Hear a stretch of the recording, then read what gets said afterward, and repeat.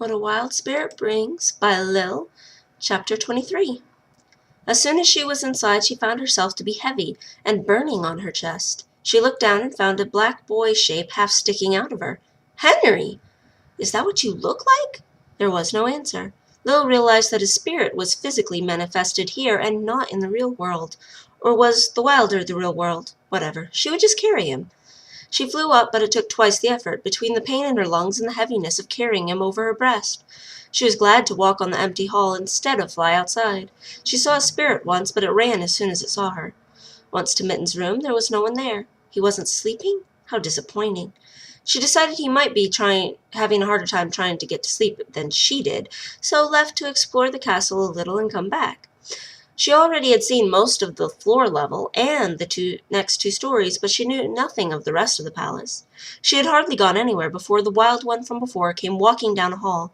As soon as the woman saw her, she started right for her. Lil was scared for a second, considering the woman looked like she was going to whip her, but something stubborn arose in her, and she lifted her chin. "Who are you? What are you doing here?" "I could ask the same of you, child." "I asked first." "I am a wild one, of the Entha. I'm here in case Ty's daughter comes here." "I'm Ty's daughter." "I had a feeling you were. Blackseen has been worried because no one has been able to find you. Tindra snuck into the college to see how you were, and a held Donnie told her you had run away.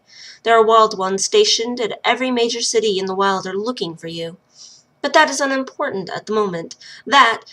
That soul enmeshed with you must be removed. You have no idea how dangerous a dead spirit is. It might have belonged to a good person, but every bad thing in them slowly comes out more and more until you are driven mad and become a monster." "What? No, not Henry." "Henry is dead. All that spirit is darkness. The darkness will spread to you if it is not removed. You are the only one who can remove it, and it must be here. I tried to stop you from uniting with it, but you were a fool and came back to finish, apparently. I don't know how it didn't kill you. Henry is my little brother. He's not darkness. He talks to me and loves me, and I love him." "No, daughter of Ty's. He will turn you into something horrible. He isn't really your little brother, not any more." "You're a liar!" "Child, I am not a—" Lil turned and flew with all her strength for the court of hedges. She could hear the woman calling for her to come back and didn't care. She was not throwing Henry away. As soon as her eyes were open, she shouted aloud and within, "Henry!" "You're scared, sissy?" "Oh, Henry, thank the light." She hugged herself, trying to hug him. "She thinks I'm bad? Do you think I'm bad, sissy?" Henry asked in his sweet little voice. No, she is wrong. You're my precious brother." "But what if she's right? You would have to kill me, sissy." "Kill you?" "Yes, if you let go of my spirit, I will die." "I won't let you go, Henry. I won't ever let you go." "I love you, sissy." "I love you as well, little brother. We will have to avoid the wilder for a while." "Yeah, I don't want anything to do with that wild one." "We still need to get rid of him, though. Maybe we could tell her that he was with another woman?" "No, she would believe him. She already believes him when she talks badly about us. When he talks badly about us. Well, we will think of something." "Yes, we will." Lil rocked herself on her bed, clinging to her chest. She wasn't in the wilder anymore, but she could still feel the residual of burning. She and her brother would be safe. They would be safe. They would get rid of him. They would be together. They would be safe.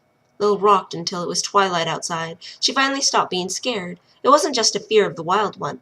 It was just a gripping fear, but it was finally subsiding.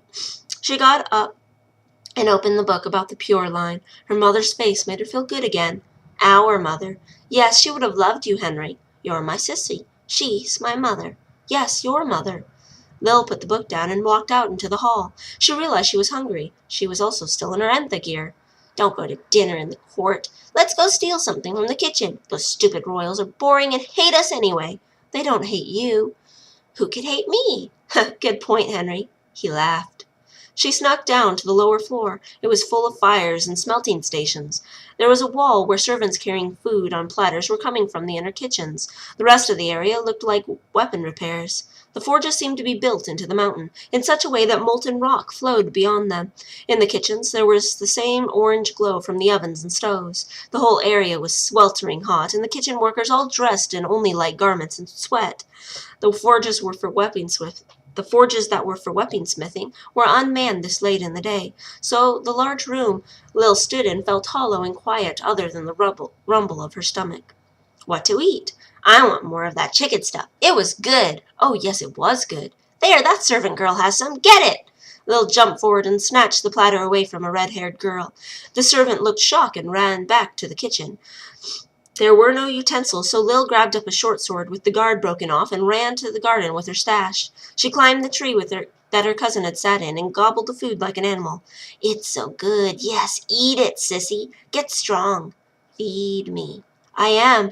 I'll take care of you. We will take care of me. Yes, us. Me. He whispered it in fear, intense and harsh. Suddenly was strangling her. She choked on the noodles and started vomiting. The plate fell and broke on the ground. Sissy, now look what you did. I cannot live in someone weak. Go get some more. I'm sorry. I don't know what came over me. Don't you want to take care of us? Don't you love me? I do. I love you. I will get more. You will be safe. Good, sissy. As she walked back toward the kitchen, slicking puke off her chest, she could feel him stroking her hair. She got back in time to find the kitchens closed. Henry stopped petting her head. Great! Now what? There is no more food to steal. I'm sorry. Don't be sorry. Do something. You are so weak. You are so stupid. You know you should listen to me. I know. Don't be mad, Henry. At least we got the short sword. Yeah, it could be handy, right? You like it, right? Mitten is probably in bed with him right now. Why did you have to say that? You know it's true. He's pushing himself on her. He's moaning in her ear. He smells. Can you smell it? Demeen was all over her. She could smell her, feel her, hear her deep breaths. She could feel the claws.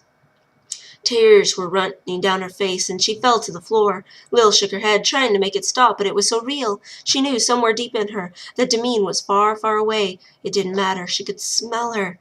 He doesn't deserve Mitten. Don't let him have Mitten. Don't let him rape Mitten. Help me, help her. I don't know what to do.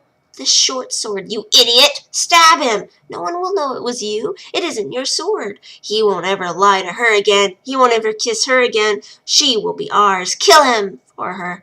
Kill him for me. Stab him.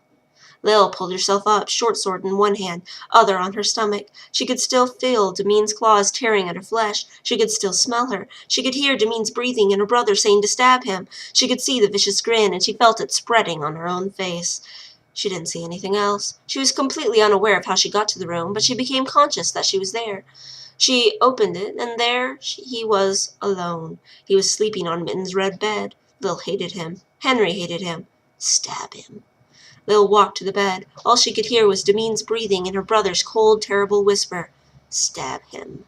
She held up the short sword. Stab him. She was going to kill him. She was going to stab him. She was. Her arm began to fall, and her brother started laughing like a maniac. Something made her stop. Then she stepped back from the bed, her brother shouting at her to stab him. Lil fell to the floor and ran in horror to the Wilder.